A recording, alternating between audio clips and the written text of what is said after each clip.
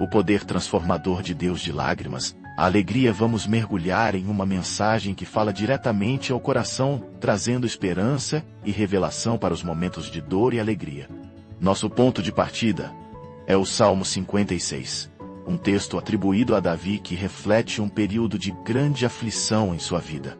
Prepare seu coração, porque a palavra de Deus não apenas consola, mas transforma. Vamos orar, para que o Espírito Santo ilumine nossa mente, toque nossa alma, e nos conduza a uma conexão mais profunda com o Deus que vê nossas lágrimas e transforma nossa tristeza em alegria.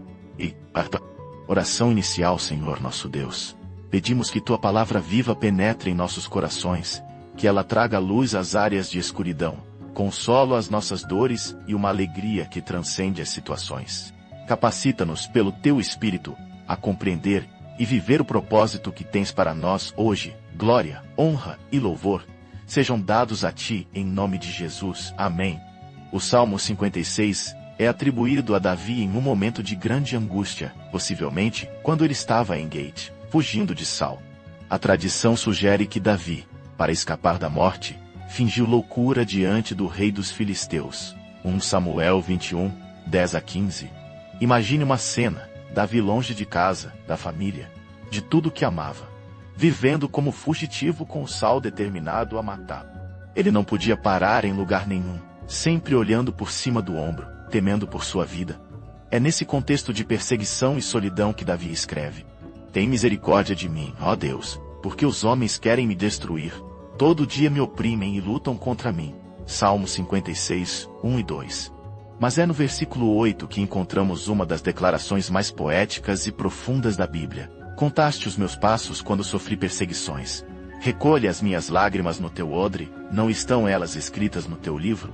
Essas palavras são um grito do coração, mas também uma afirmação de fé.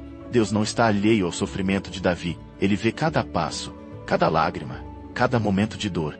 Quando Davi diz, contaste os meus passos, ele não está indicando que Deus literalmente conta cada passo que ele dá como fazemos hoje com nossos relógios inteligentes. Deus é onisciente e presciente.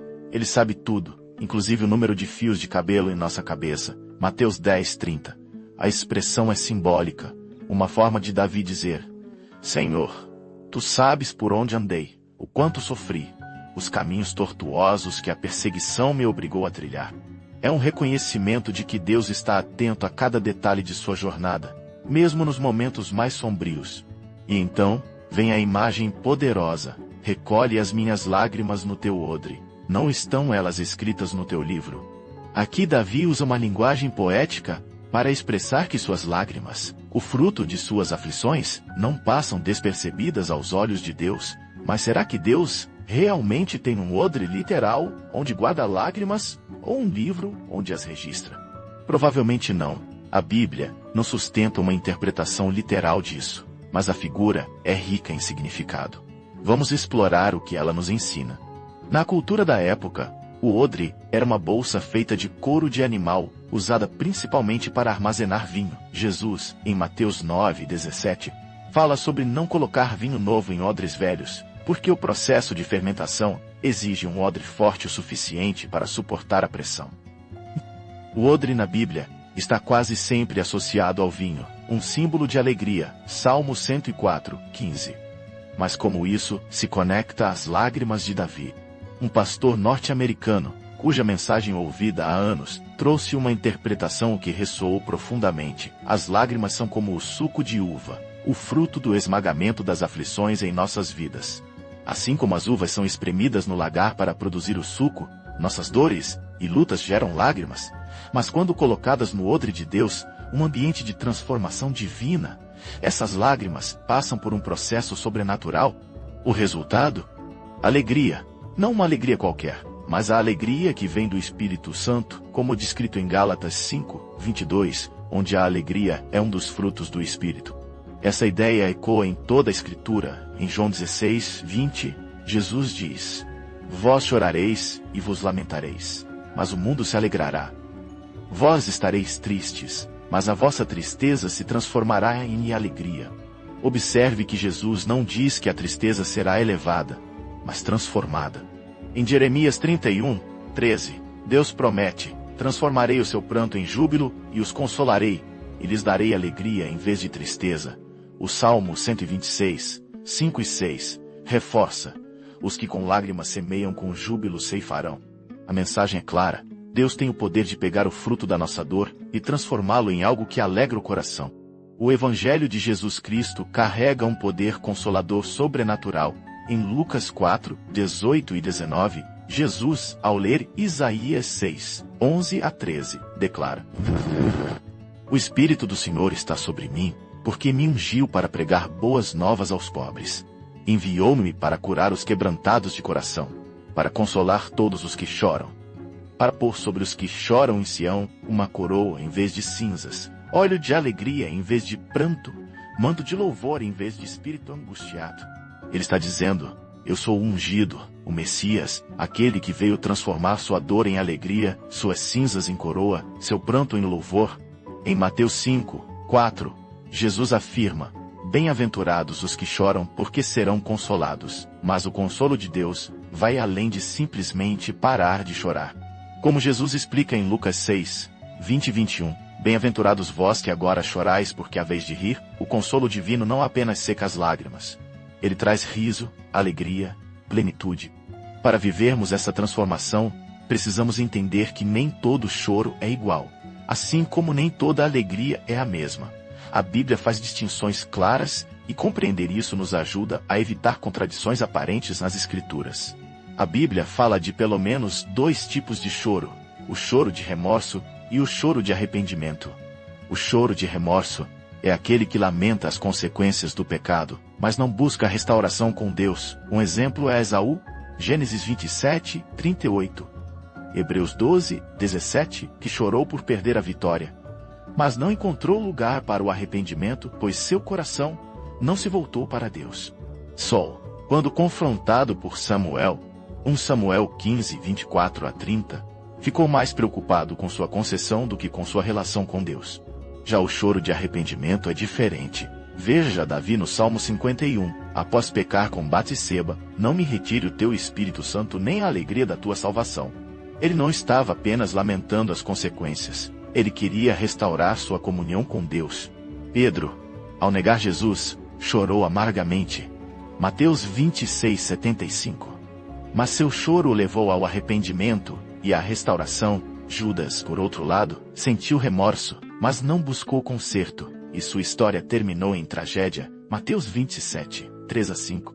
Em Malaquias 2, 13 e 14, Deus diz: cobris o altar do Senhor com lágrimas, com choro e gemidos, e eu não o atenderei. Por quê? Porque o povo estava chorando por remorso, vivendo em pecado sem se arrepender. Deus não é manipulado por lágrimas.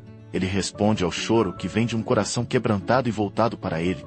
Assim como há tipos de choro, há tipos de alegria. Existe a alegria natural que vem das circunstâncias, como a chegada de um neto, uma promoção no trabalho ou um momento de celebração. Essas alegrias são legítimas e foram dadas por Deus. Quando Ele criou o homem, permitiu que desfrutássemos das alegrias do paladar, do casamento, da convivência, Gênesis 2, 18. Mas essas alegrias são transitórias e nunca serão completas sem uma alegria espiritual.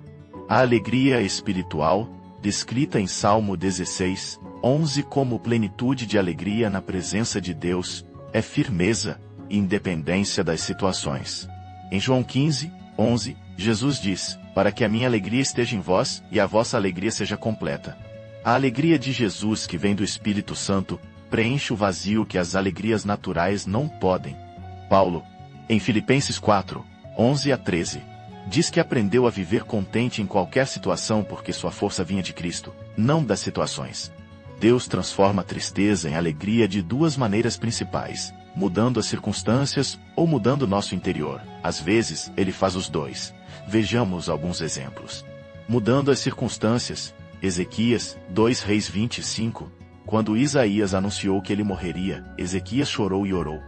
Deus respondeu: ouvi a tua oração, vi as tuas lágrimas, eis que te curarei, eis que te curarei. Deus mudou a circunstância, dando-lhe mais 15 anos de vida. Ana, 1 Samuel 1, estéril e angustiada. Ana chorou diante de Deus, sua oração foi atendida, e ela deu à luz Samuel. Davi em Ziclag. 1 Samuel 30. Após perder tudo, Davi e seus homens choraram até não terem mais forças. Mas Davi se fortaleceu no Senhor, consultou-o, e Deus o levou a recuperar tudo o que havia sido perdido. Às vezes Deus não muda a circunstância, mas nos dá força para enfrentá-la. No Getsemane, Jesus orou: Pai, se possível, passa de mim este cálice. Ele chorou com forte clamor. Hebreus 5, 7-9. Mas a cruz não foi removida. Em vez disso, Deus o fortaleceu para enfrentá-la. Jesus aprendeu a obediência pelo sofrimento, não porque fosse desobediente, mas porque como homem ele viveu o ápice da submissão ao plano de Deus. Paulo e Silas presos em Filipos, Atos 16, 25, são outro exemplo. Açoitados e acorrentados, eles oravam e cantavam louvores à meia-noite. A circunstância não havia mudado, mas sua conexão com Deus trouxe uma alegria sobrenatural que culminou em um terremoto que abriu as portas da prisão. A verdadeira alegria não depende de estatísticas detalhadas, ela emana de Deus. Habacuque 3, 17-19, é um dos textos mais poderosos da Bíblia.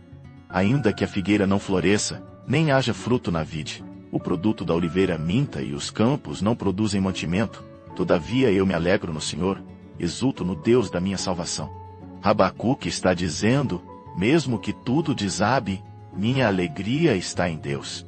Paulo ecoa isso em Filipenses 4, 11-13, aprendi a viver contente em toda e qualquer situação. Tudo posso naquele que me fortalece. Essa é a alegria do Espírito Santo descrita em Atos 13, 52, Romanos 14, 17 e 1 Tessalonicenses 1, 6.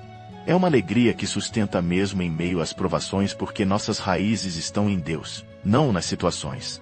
A vida é cíclica. Haverá momentos de alegria natural, como o nascimento de um neto, e momentos de tristeza, como a perda de um ente querido. Mas a Bíblia nos ensina que o choro deve ser uma situação, não uma condição. Não podemos viver presos à dor, ou dependentes apenas das alegrias circunstanciais. Precisamos nos conectar à fonte da verdadeira alegria, Deus. Em Lucas 10, 17-20, os discípulos voltaram exultantes porque os demônios se submetiam a eles. Mas Jesus os redirecionou. Não vos alegreis, porque os espíritos se vos submetem. Antes alegrai-vos, porque os vossos nomes estão arrolados nos céus. A maior alegria não é o poder sobrenatural, mas a salvação eterna, a certeza de que pertencemos a Deus. Oração final. Senhor nosso Deus, Tu és a fonte da verdadeira alegria. Pedimos que pelo Teu Espírito Santo, o Consolador, Tua presença transforme nossas lágrimas em riso, nossa dor em júbilo. Dá-nos raízes profundas em Ti para que mesmo nas secas da vida, possamos frutificar. Que haja um despertar espiritual, uma conexão com a alegria que vem de Ti. Oramos em nome de Jesus. Amém.